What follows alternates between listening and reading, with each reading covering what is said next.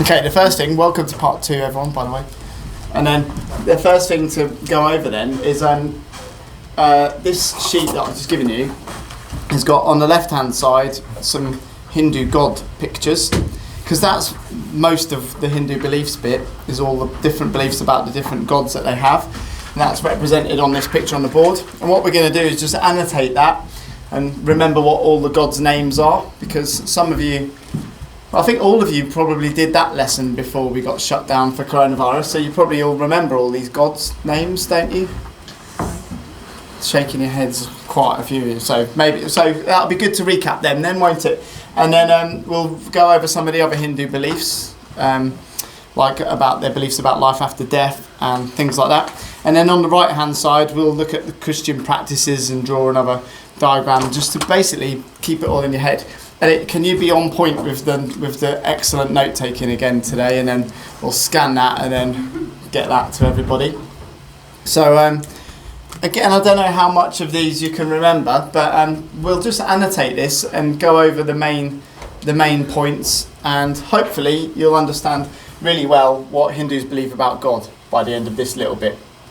So the first thing to remember is that Hindus believe in 2 types of God, but the word Brahman is essentially what Hindus believe, or what they call God. So Brahman is the most important word up there. But firstly, this word up here, Niguna Brahman, means that God is ultimately unknowable to Hindus. They don't really know what it is. It's like a mystery. But that's why it's represented with a symbol. And that symbol is the Om sign. You learnt that in year 8, I think. So just put Om next to that one. And Niguna Brahman is the way that Hindus worship God without form. So just put that Niguna Brahman means God without form. Obviously you can see it's without form because they're representing it with a shape. Not a shape, a symbol, Sanskrit. And it means Om. And that's why when Hindus meditate, sometimes they might go Om, because it symbolises that there's some sort of vibrations within the universe that gives everything its reality. So they might also call Niguna Brahman, or Brahman in general, ultimate reality. And some Hindus refer to Brahman as simply the universe, just everything. The universe, I think, means everything together as one. One together. So that's what they think about God. Similar to God the Father, I suppose, the aspect of Christianity, belief in God that is the sort of thing responsible for everything. But that would be really difficult to relate to, wouldn't it? If they said, right, all you've got to go on is this symbol, and we've used that to represent an unknowable God. Then in your daily life, you can't really relate to that thing then. Or if it's a God that's totally unknowable and out of the universe and just a mysterious thing, then you probably haven't got much to go on. So that's why Hindus also worship God in the forms of deities. So that's what Saguna Brahman means. The one underneath means Saguna Brahman is God in forms. Or another word sometimes used is deities. Kind of like gods, I suppose. Different gods. But it's interesting to note that when I spoke to a Hindu person, they said that Brahman is reflected through all of these deities. And all of them are aspects of Brahman. And that's why sometimes people say Hinduism is a monotheistic religion because they believe in one God, one ultimate reality, Brahman. But they also believe that Brahman is worshipped or relatable to through many different forms. There's only 13 on here, but Hindus have millions of ideas of Brahman, millions of deities. But we're only going to just look at the most famous ones.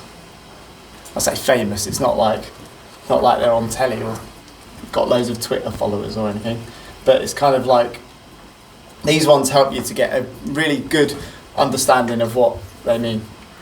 Can anyone remember the name for the main three godheads in Hinduism? Yep. The Trimurti, excellent. So put that up there, Trimurti. Murti means image of God, and obviously tri means three, so it's the three images of God. So let's write some of these down. This one here is called Brahma. And Brahma is known as the creator God. So Brahma, the creator.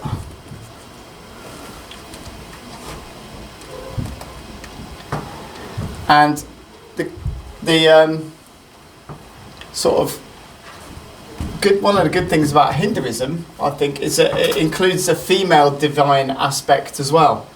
So each one of the Trimurti has a female counterpart as well. And this one is called Saraswati. She's playing a sitar. And again, if you think about the way the universe is, I think, even though I'm not strictly speaking a Hindu, I think the way that the Trimurti works as a way to understand the universe is quite realistic, really. On the face of it, you might think, no way, there's a blue person or someone with an elephant head running around. Well, these deities represent aspects of the universe. So it's definitely true, isn't it, that there is creativity within the universe. Things come into existence. Like, human beings, we exist now, but we didn't always exist. So somehow the universe came together in such a way to make us come about. And when you think about how complex we are as well, like if you cut your arm, it will heal. It stops the blood going to that area, then it heals. Or how did that sort of come about? Well, scientists would say evolution. Hindus might say Brahma and evolution. Would probably credit both. There's loads of stuff we don't get about how things come about, but like I don't get, my little boy's main teeth are coming through now, and one thing I really don't get is how come human beings have one set of teeth that they get when they're born, and then when those ones go, one more set, but that's it, one more chance, and then once you've lost those teeth, that's it. Well, why can't we just get more and more? How do things come about? I don't know. And when we were talking about Saraswati the other day, Vaughan said something like, we said, right, what's your favourite song? And he's like, I like Queen. And we were thinking about that song, Bohemian Rhapsody, that everyone loves at the moment. That song didn't always exist. It wasn't there in 1972, but then when they wrote it in 1975, it suddenly came into existence. And so, every movie, every book you've ever read, there was a time when it wasn't there, and then it was. So it was created. So it came into the mind of an individual, they brought it into the world. Like any idea, like anything. Like this pen I'm holding got created by a company, I can't find the name, by Edding. And this one's called Edding 363, so it's like, this is the 363rd pen we've invented. They've got it just right. But they'll probably create another one next year and it'll be even better. The universe is always creating things. So then on to Vishnu, who is known as the preserver. Because things don't just get created, they are preserved for a time. And Hindus believe that Vishnu kind of keeps the universe ticking over. Look, he's showing off there, spinning a universe on his fingertip. And there is that certain aspect of the world that is preserving things. We're being preserved now by the oxygen that we breathe in. Gets to our brain, helps us. We get food. We pick food off a tree and then more grows. So it's, there's a preservational element. Things last for a certain amount of time. Some things longer than others. like a carrier bag, if you just leave it, will last for maybe hundreds of years or something. But if you chuck a bit of cheese on the floor, that'll be gone in a bit, really quickly. So things have different lives, I suppose, in that way. And Lakshmi is the wife of Vishnu. Lakshmi. And Lakshmi is known as the goddess of good fortune. Because you don't just need stuff around you to preserve you, you have to have a bit of luck as well.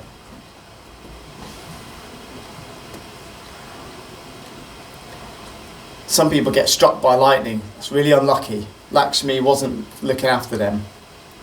But some people go through incredible sort of scrapes and dangers, and Lakshmi is preserved. So when Hindus pray to Lakshmi, they're asking God to get the aspect of God that represents good fortune to be watching over them.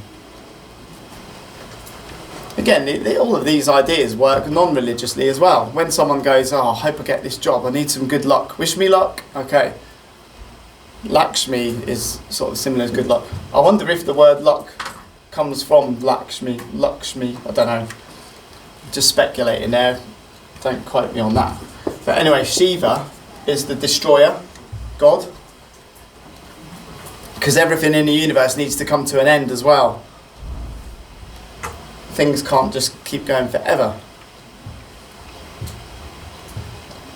And we have to get, things always get recycled, material always gets to become something new.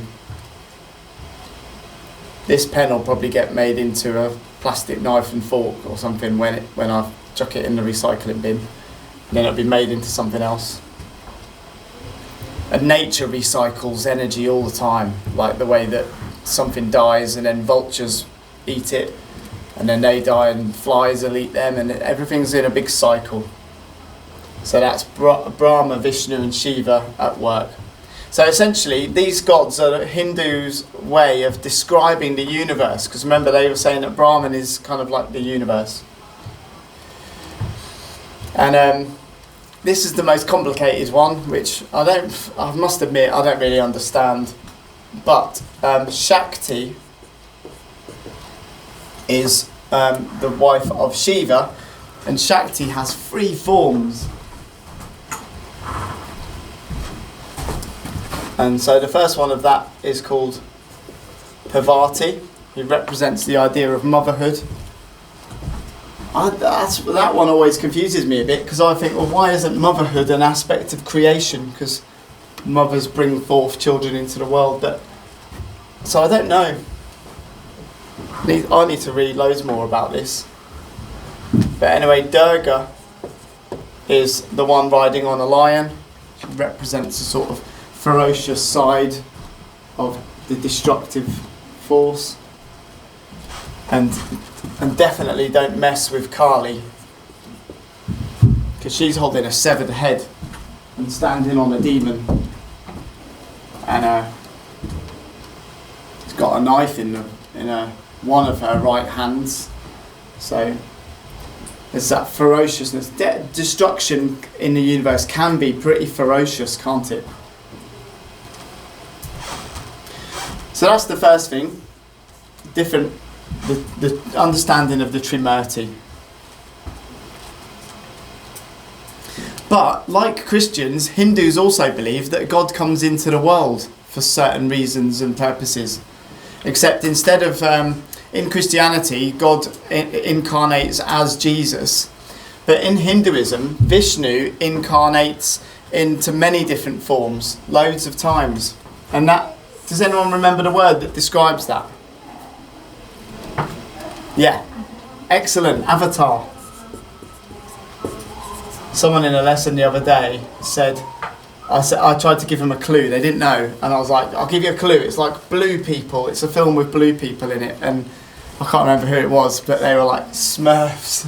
They said Smurfs, and I was like, no, definitely it's not Smurfs, but it's Avatar. And this Avatar, according to Hindu belief, there are 10 avatars through time. Some of them are animal avatars, but the more recent ones are all human. And this one is called Rama, Lord Ram. And you might remember from year 8, because you did some drama and art and maybe even some music about this story, and you did it in RS as well. And so, can anyone remember the wife's name of Rama? Do you know, Faith? Do you know? Sita, yeah, well done. Good memory all the way back from year 8. So Rama and Sita are, Sita gets taken away by an evil demon, and Rama, with some help, goes on an epic mission to rescue her. And when he's successful, they go back to the city, and everybody's celebrating with lights. And that's what the Diwali festival recreates. And then the next one here is Krishna. So from time to time, Vishnu appears in as different avatars. And the way they would say it is that Krishna is an avatar of Vishnu. Again, it's quite similar to how Jesus is kind of like an avatar of God. It's the same thing. God's present. These things are God's because he's present within them. So hopefully that makes sense. And the only other two that are mentioned in the exam spec are the sons of Shiva. There are two of these. Hanuman is quite a popular one, because Hanuman is the one who helped out Rama and Sita in their struggles. And finally, Ganesh is really popular god of Hinduism. Again, these all represent different characteristics that are present in the universe. A bit like how the Holy Spirit is present to Christians in lots of different things. And it works even if you're totally non-religious, it still works as a way to interpret the world. So for example, if I was walking along, I came to a river and thought, oh no, how am I going to get my car over this? And I think, right, well, let's think about it. Let's sink some pillars into the riverbed, put concrete around them, build some steel girders over the top, and then put a road surface. Okay, we've created a bridge. Awesome. So we might say, well, our ideas and the power of our mind to come up with a solution has solved the problem. Hindus just represent that idea in the form of Ganesh. They call Ganesh the god of wisdom and the removal of obstacles. So Ganesh is that aspect of the world that seeks to remove problems and use wisdom to solve them. But they would just worship that particular part of the universe in this form. It looks a bit strange because it's a person with an elephant's head, but I quite like that all of these different deities are so colourful and interesting. So that's what Hindus, how they view God. Again, just to remember that all of these and the other thousands and millions of gods are all part of the one Brahman, the one ultimate reality. Right, any questions at this point? No, so what I'll probably do is I'm going to minimise that and just move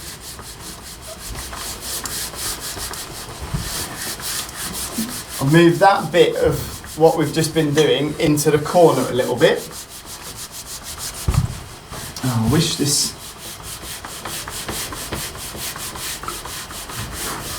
Should have paused it again on the video, really, shouldn't I? No one wants to watch someone just rubbing off some words off a board. Especially when I'm doing it so badly as well. It's really smeary, isn't it? It's disastrous. Right, quickly. Oh no, look, we run out. There's some spray on the desk. Oh yeah, thank you.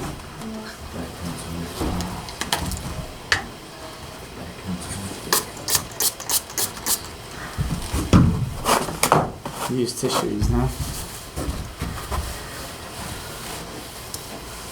It's entertaining, isn't it?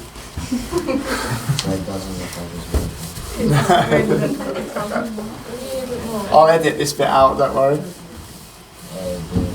Right, sorted. So yeah, so here we've got, probably won't bother editing it out, just leave it in. Interesting. So that's all what they believe about God. What else do Hindus believe? Can anyone remember what they believe about life after death? Yes. Reincarnation, excellent. So, in terms of reincarnation, Hindus believe that God and Brahma is the ultimate reality, and they think that everything is connected in that respect. Because God is kind of present in everything, they believe that all living beings have an aspect of God within them. And the aspect of God is called Atman. Like Batman, but without the B. Atman. And this Atman is present in all living beings. So it moves through a life. But one thing that Hindus believe is that as you move through your life, you're capable of doing good and bad deeds, or causing good and bad consequences. And the word that describes that is called karma. So you travel through this life developing good and bad karma. And then, as all things must, death happens. And like Ellie said, then something pretty nifty happens, which again, different Hindus interpret it in different ways. Sometimes some say that it's Shiva who sort of determines this, and sort of Shiva is kind of like the orchestrator of a cosmic dance that then allows a being to reincarnate into a new life.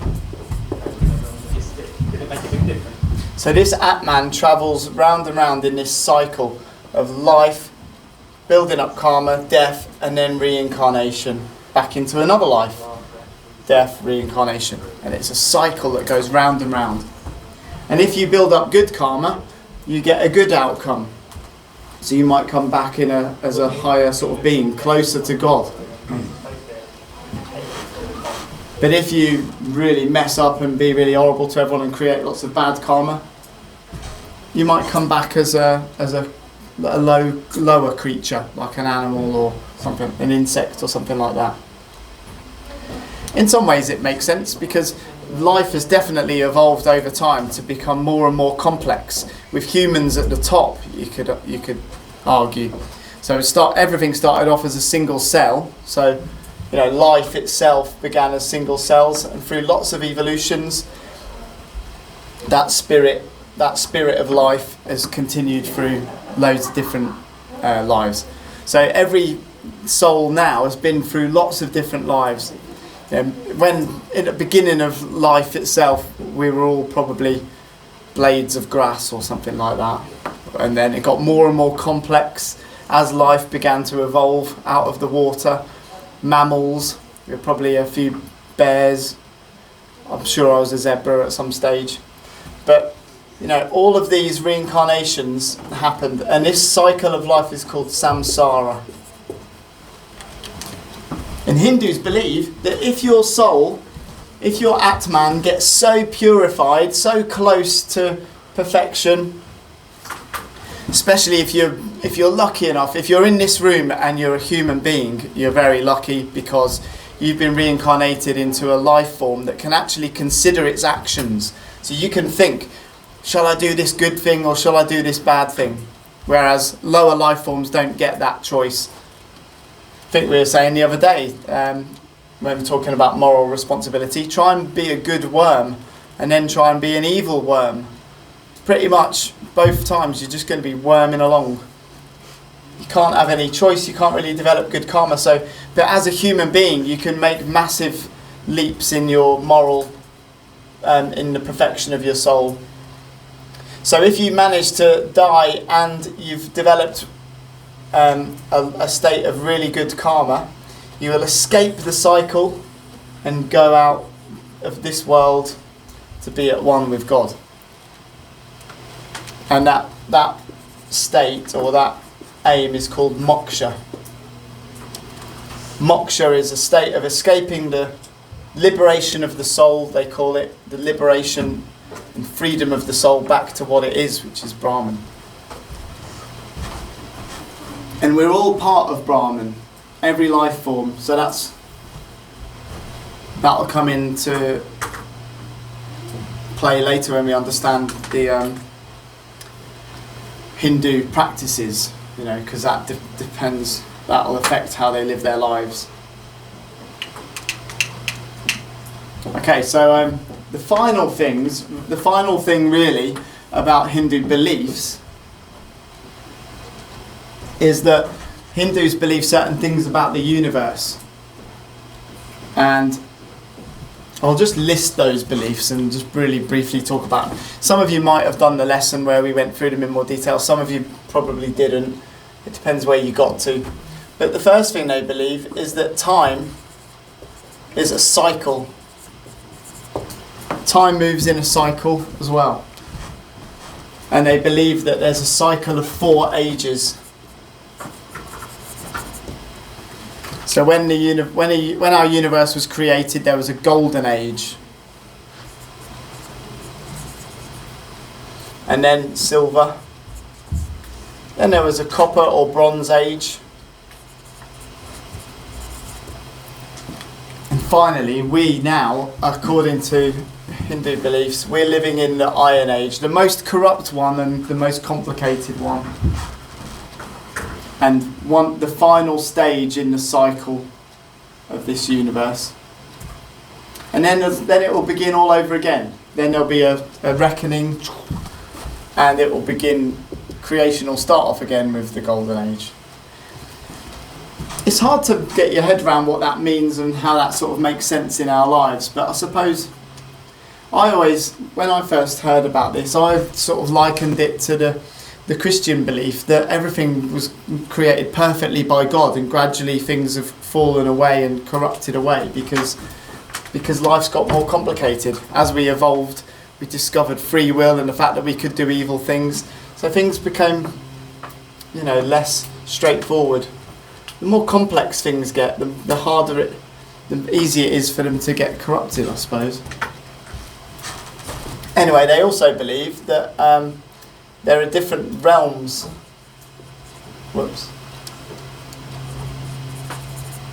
Some are very good, sort of heavenly realms. Some are earthly. And some are lower realms. And there's a really cool picture in the textbook where Vishnu is lying amongst lots of different bubbles, each representing these realms. So I'll just put a note there just to remind you maybe to look at that picture. It's quite interesting. Different bubbles, different realms. They say that these different realms or these different universes are like the breath of Vishnu, keeping different universes ticking over.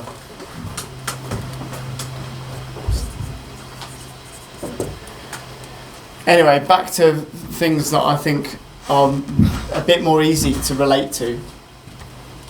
Hindus believe in a distinction or a difference between matter and spirit.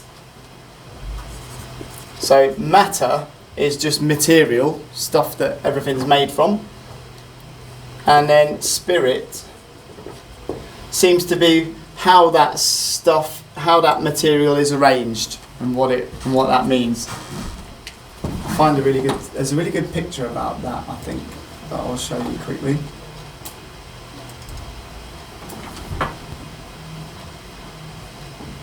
Hindus believe that spirit is more important than matter. And you might disagree, but interestingly, this kind of makes a lot of sense to me because it fits in with how we sort of teach philosophy at A level, which is that when you look at a bird like this, you don't really consider it in terms of the material that it's made from. No one sees that and goes, oh look, there's loads of carbon atoms flying above my head and loads of oxygen, and it's all bound together in some carbon and hydrogen and iron, you know, whatever a bird is physically made from is the matter. But we don't think of it in that terms. When we think about a bird or an owl or a cat, most mammals are made out of similar stuff. We're pretty much carbon-based life forms, I guess. But we don't think of it like that. We certainly see each creature by what it does and how that material is organised and how it acts in the world. So that's the spirit of the thing. So in that way, I think Hindus have it spot on, really, that matter and spirit are separate things, and the spirit is more important. That chair you're sitting on could be made from wood, and you wouldn't really notice much difference in the spirit of what it does. So it doesn't really matter what it was made from that much. It does a bit if it was made of jelly. We'd be having an altogether different lesson. You know, we'd be all rolling around on the floor covered in jelly. But so it does matter what the stuff is made from sometime, but spirit is more important. But also there's a final word called maya, which means illusion.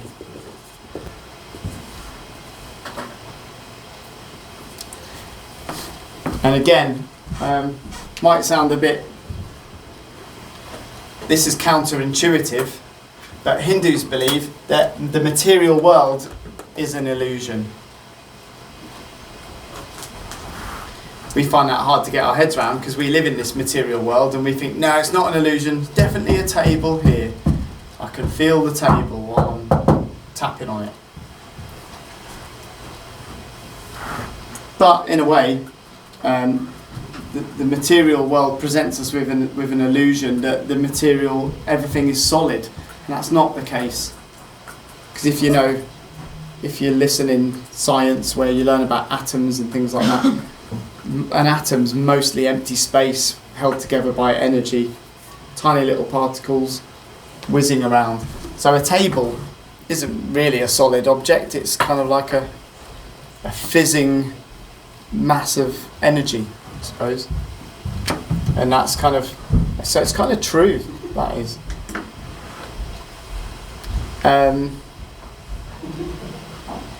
The other main Hindu beliefs are stuff to do with how you should live. So I'm gonna leave that for now, and we'll look at that in terms of the Hindu practices. But that's the kind of stuff we need to know about the Hindu beliefs. I'll just pause that.